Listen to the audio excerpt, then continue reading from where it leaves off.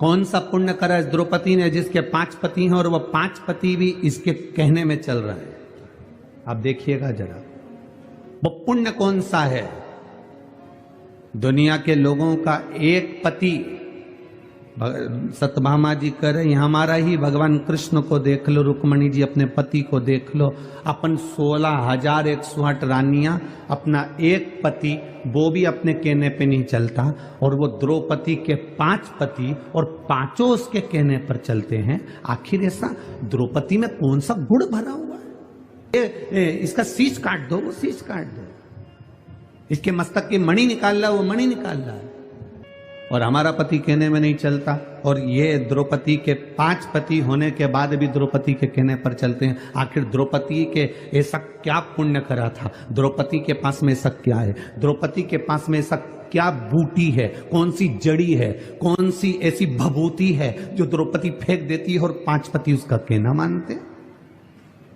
ऐसी कई माताएं हैं जो ना जाने कितनी कितनी जगह पर जाकर कहती होंगी हमारा पति हमारी सुनता नहीं है, गुरु जी कोई ऐसा उपाय बता दो ना कि हमारा पति सुन ले। गुरु जी की लुगाई से पूछ लो, उनका सुनता है क्या?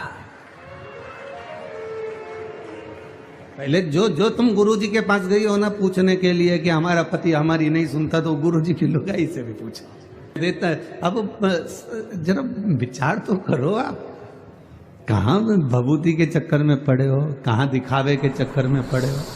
किस दिखावे की तुम बात करते हो?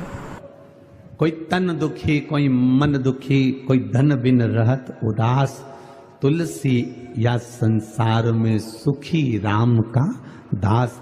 इस संसार में सब दुखी हैं, केवल सुख तो एक कोई है जो भगवान की भक्ति में लगा हुआ है, भजन में रमा हुआ है, वो दुनिया का सबसे सुखी और सेठ व्यक्ति है। बाकी के सब का हम वर्णन क्या करें कि वो आप भी जानते हो कि सुख कहाँ। सत्यभामा जी के मन में भाव आ गया, सत्यभामा जी के हृदय में ये भाव आया कि जरा मैं द्रौपदी से पूछूंगी कि तेरे पास कौन सी जड़ी बूटी है, तेरे पास में कौन सी भभूति है, तेरे पास में ऐसा क्या है जो तेरे 5 पति तेरे कहने पर चलते हैं। जी द्रौपदी के पास गई और द्रौपदी से जाकर पूछा, द्रौपदी हमारा एक पति भगवान कृष्ण हमारे कहने पर नहीं चलते, तेरे 5 पति तेरे कहने पर चलते हैं, उसका कारण क्या है? क्या कारण है तेरा? तब द्रौपदी ने कहा, मैं तो ये नहीं जानती कि मेरे पति कहने में चलते कि नहीं चलते, पर इतना जरूर है, जब मैं विवाह कर कर पहली बार आई और शादी कर कर मैं पहली बार आई और मेरी सास ने मेरे पतियों से कह दिया, पतियों ने कहा मां देखो हम क्या लाए हैं, और मां ने कह दिया कि 5 बांट लो। मां का आदेश है कि आपको बांटा जाए 5 के बीच में। द्रौपदी कहती है अगर आपकी मां का आदेश है तो वो मां केवल आपकी नहीं, मैं शादी कर कर आपके घर आ गई हूं तो वो मां मेरी भी है, उसका आदेश मानना मेरा भी काम है। इनकी माता का सम्मान करा। जो नारी अपने पति की माता का सम्मान करती है, अपनी सास का सम्मान करती है, ससुर का सम्मान करती है, आदर के शब्द बोलती है, सत्कार के शब्द बोलती है, घर में बुजुर्गों से इज्जत से बोला जाता है, सम्मान से बोला जाता है। अगर नारी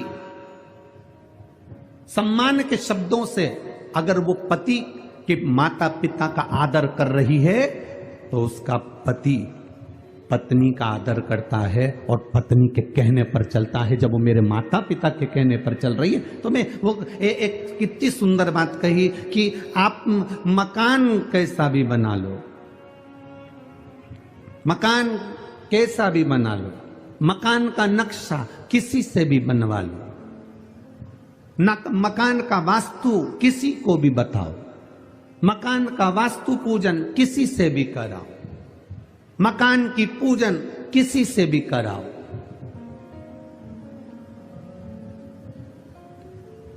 उससे मकान में कभी आनंद नहीं आएगा। मकान में बस 2 चीजों का होना जरूरी है।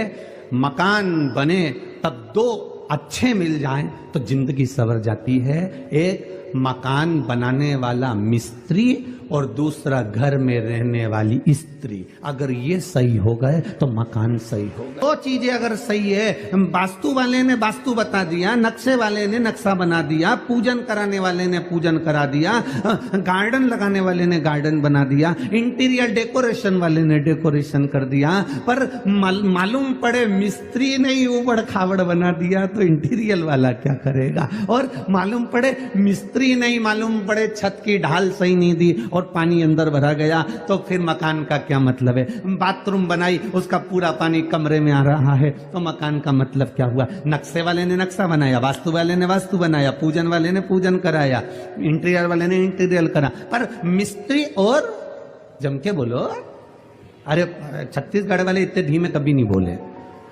मिस्त्री और स्त्री, अगर ये दो गड़बड़ हैं तो तुम्हारे मकान बनाने का किसी को भी वास्तु दिखाया, तुम कितने भी वास्तु शास्त्री को अपने घर में बुला लो, वो कह देगा यहां से सीढ़ी तोड़वाओ, यहां बनवा, रसोई घर इधर बनवा, वॉशरूम इधर बनवा, कितनी वास्तु बदल लो, पर दो अच्छे होना चाहिए। जम के बोलो जरा, मिस्त्री और स्त्री। मिस्त्री भी गड़बड़ निकल जाएगा, चल जाएगा, पर एक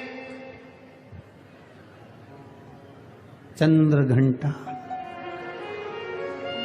कुष्मांडा, स्कंदा अगर अच्छी निकल जाए तो टपरे में भी रह लेती है, और अगर चंद्र घंटा गड़बड़ निकल जाए तो टपरे भी बिकवा देती है। स्त्री और मिस्त्री आपके कहने अनुसार चलती है, आपके बताए अनुसार, और भले नहीं चले आपके कहे अनुसार, पर आपके घर में रहे तो प्रेम से रहे। जब आप पहुंचो घर, उसके चेहरे पर प्रसन्नता होना चाहिए। जब आप घर पहुंचो, उसके चेहरे पर स्माइल होना चाहिए। जब आप घर पहुंचो, पानी का गिलास आपको दे दे। आप घर पहुंचो, बना हुआ भोजन आपको मिल जाए। आप घर पहुंचो, आपके बच्चों को संभाल रही हो, माता पिता को संभाल रही हो, आपके घर में पहुंचने का मन करे।